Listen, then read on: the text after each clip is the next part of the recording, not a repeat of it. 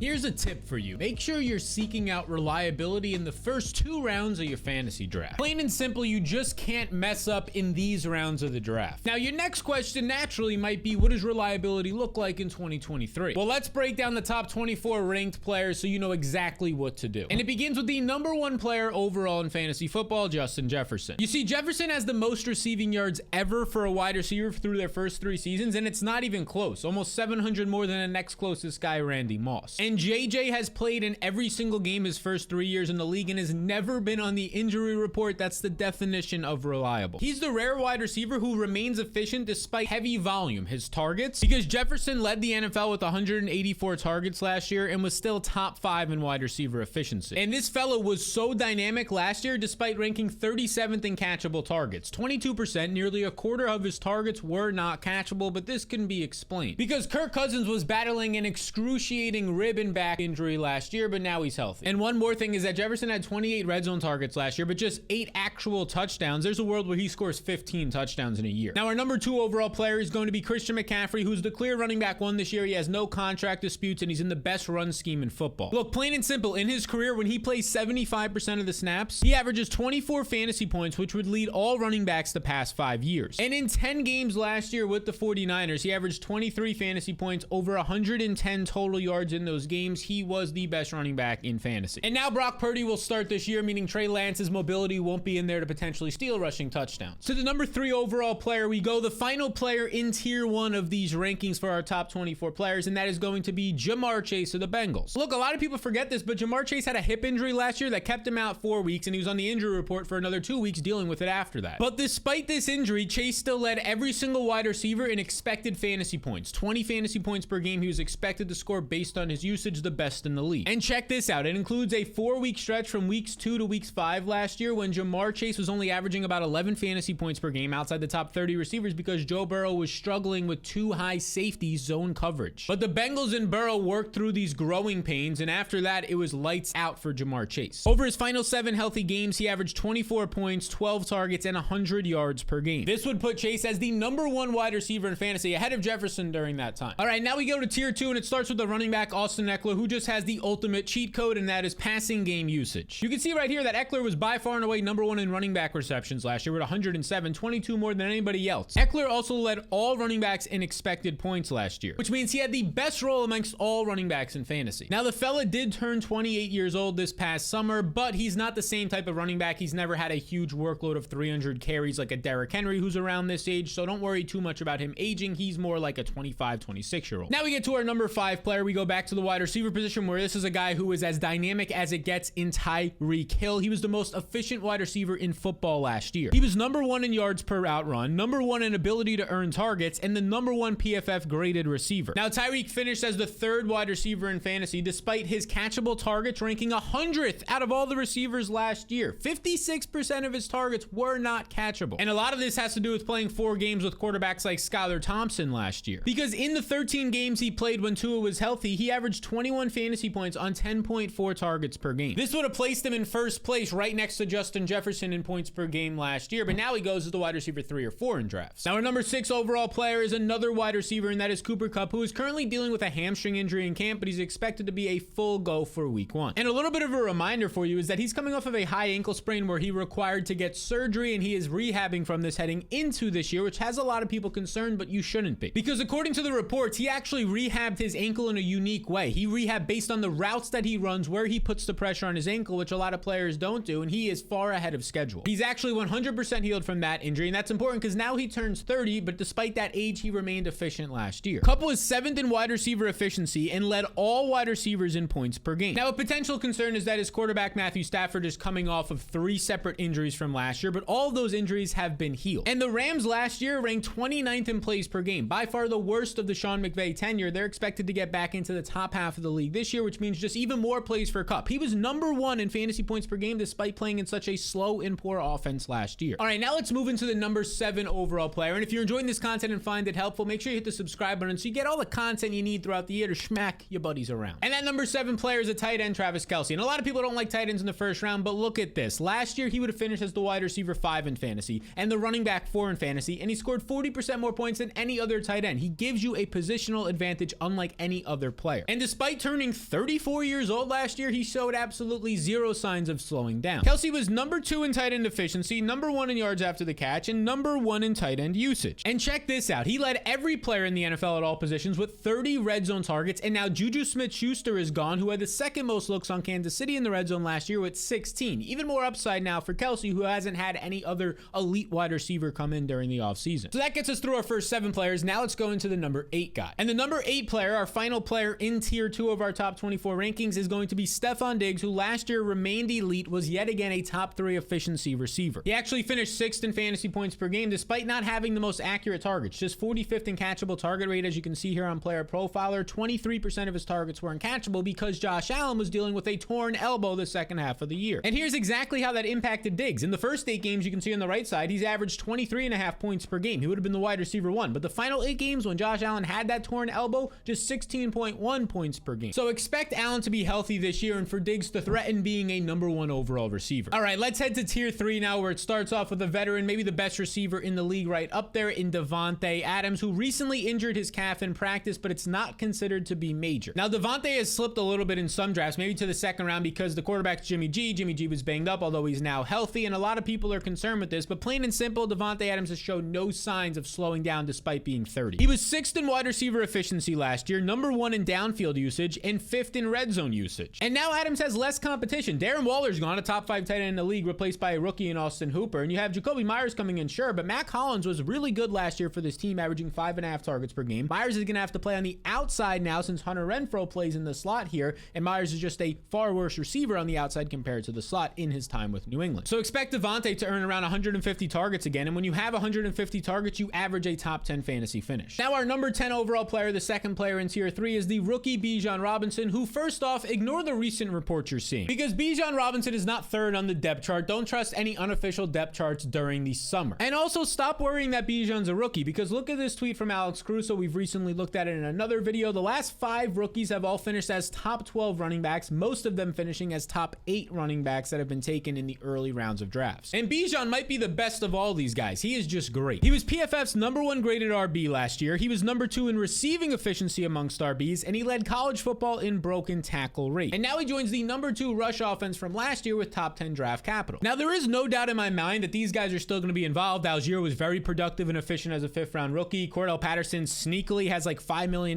due to him, so they're incentivized to use him. But even if these guys are mixed in, Bijan Robinson's going to push towards 300 plus touches, and when running backs have 300 plus touches, they finish as a top 5 fantasy back. Now our number 11 player is CeeDee Lamb, who is on the trend to be a top 5 receiver based on his production, his efficiency increasing every year, and his usage changing and being more versatile. Last year, CeeDee Lamb had 156 targets, the 4th most in the NFL, and despite seeing this high volume, he was still a top 5 efficiency receiver, which trends with like Justin Jefferson and Davante Adams, we said earlier, as these elite receivers. He now turns 24, which is right at the peak of a wide receiver's career when we start to see them putting up consistent wide receiver 1 numbers in fantasy. Now last year, Dallas was top 10 in plays ran per game. They played at a high pace. That was under Kellen Moore, an offensive coordinator, but now Mike McCarthy is going to take over. And there's some rumors that they're going to run the ball more, but they just don't have the personnel to do it. The offensive line is getting older and worse, and they just have better pass catchers and a QB to use in the passing game. And a final note for CeeDee Lamb is that his competition isn't all that threatening. I think Brandon Cooks is a solid number 2 receiver for this team, but that's all he is. Michael Gallup hasn't been relevant in 2 or 3 years. Kevontae Turpin's a special teams player. You go down to the tight ends, they're all young and inexperienced with Dalton Schultz gone, so CeeDee Lamb could yet again see 150 plus targets. So that's our number 11 player. Now let's go to number 12, back to the running back position. And that number 12 player is Saquon Barkley. He's one of the few workhorse backs left in the league. He actually led all running backs last year, playing 80% of his team snaps. And in year 1 of the Brian Daboll offense, his new head coach from last year, Saquon saw a career high 352 touches, over 1,300 rushing yards, and his best receiving game usage. And there might be even more potential touchdowns in store because they get to the red zone more often, because they now have their best pass catcher in 2 or 3 years, maybe even more, in Darren Waller. And they added some other pass catchers who help move the chains, like Paris Campbell, who is currently the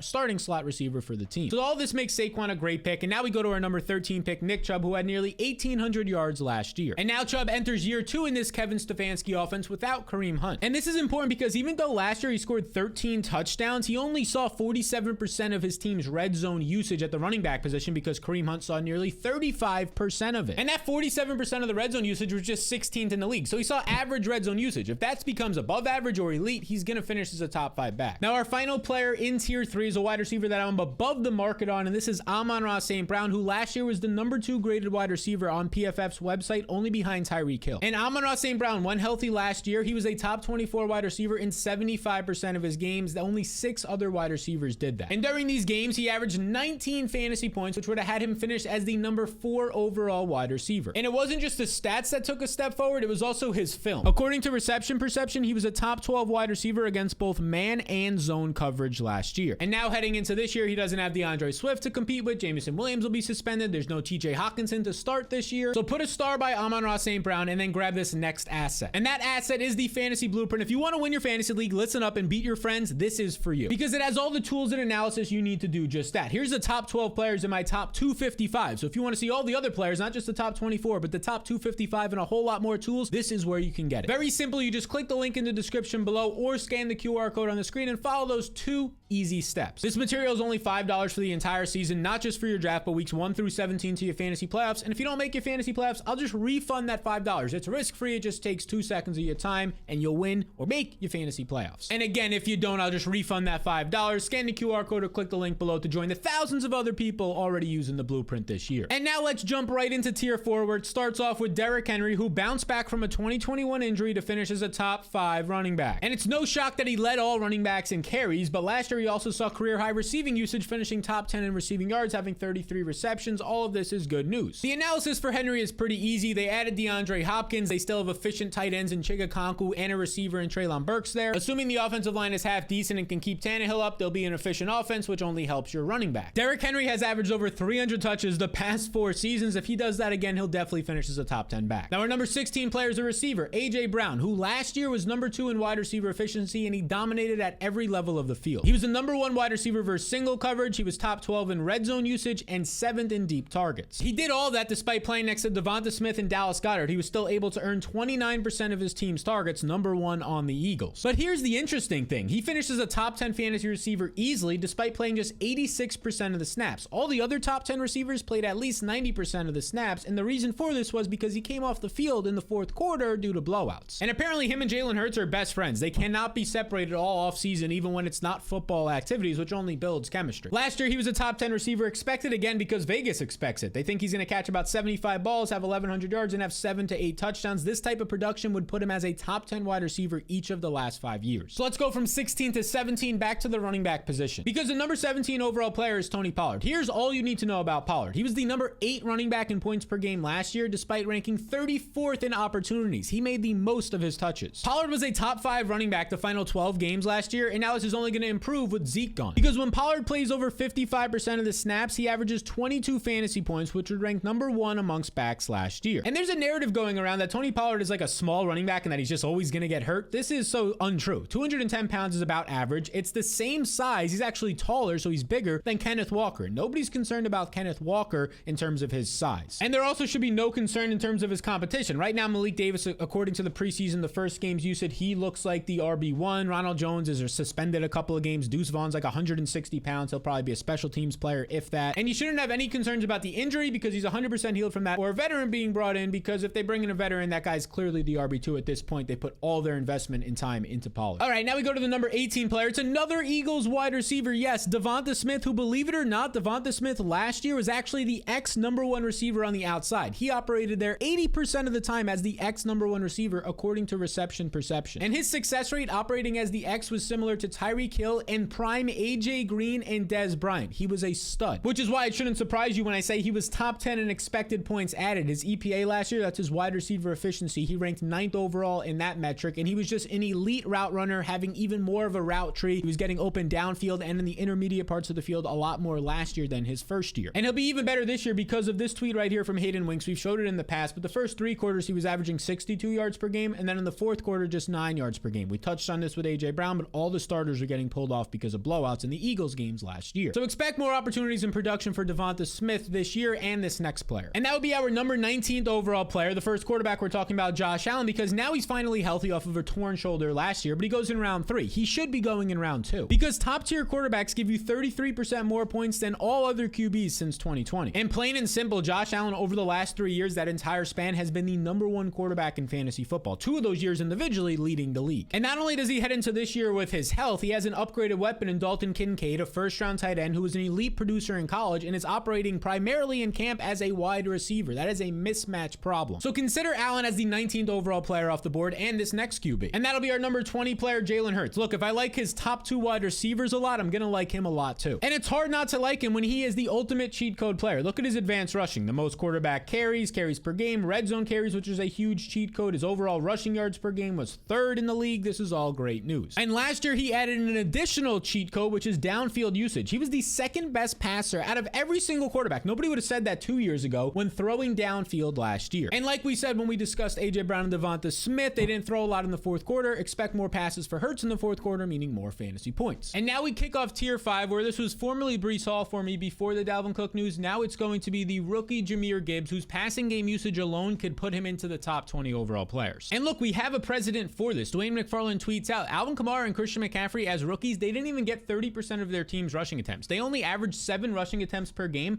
and they still finished as the RB3 for Kamara and the RB9 for McCaffrey. That's because of their receiving usage. And Gibbs last year in college was top 5 in both receiving usage and efficiency. He's arguably the best pass catching running back to come out since Christian McCaffrey, and he was productive last year. He transferred to Alabama, and in 1 year there, between his rushing and receiving yards, had nearly 1,400 yards and 44 total receptions. Is a great number to have. All of this led to the Detroit Lions taking Gibbs with a 1st round pick, and for a running back to go in the top 12, that is very impressive. Running backs who have gone in the top 12 recently in the past decade to 2 decades finished as a top 20 back in their rookie year over 70% of the time. So expect David Montgomery as the bigger running back, 25 pounds bigger than Gibbs, to take the red zone work, but Gibbs can have a 70 catch season. And RBs who earn 70 receptions average a top 10 fantasy finish. Number 22 player is another Jet in Garrett Wilson. The offensive rookie of the year from last year is about to break out even more this year, because despite being in a bad offense last year, he had over 1,100 yards and 140 targets. And as Alex Caruso points out on Twitter right here, look at all the other wide receivers who have had that stat line as rookies. Amon-Ra St. Brown, Justin Jefferson, Juju, Mike Evans, Allen Robinson, Josh Gordon, Larry Fitzgerald all went on to be very fantasy relevant players. And Garrett Wilson would have been easily a top 5 receiver last year if it wasn't for Zach Wilson. In 9 games with Zach Wilson, he averaged just 8.9 fantasy points. In 8 games without Zach Wilson, he averaged 17.3 fantasy points. 17.3 fantasy points was borderline top 5 wide receiver production last year, and that was with Mike White and Joe Flacco. His quarterback is now far superior than that in Aaron Rodgers. If you watch this video, Aaron Rodgers is basically comparing Garrett Wilson to Devontae Adams, and you can see the fun tweet here. Watch this video, then draft Garrett Wilson all year long. Yes, if you can get Garrett Wilson around 2 or 3, he is worthwhile. So let's stay in this same division now, but go to the running back position. Now, our 23rd overall player is Ramondre Stevenson, and yes, he remains a top 24 player, even with Ezekiel Elliott signing there, because the money that Zeke got doesn't incentivize heavy usage for Elliott. He got a 1-year deal. It's only a $3 million base salary, about an average-ish backup running back, but only $1 million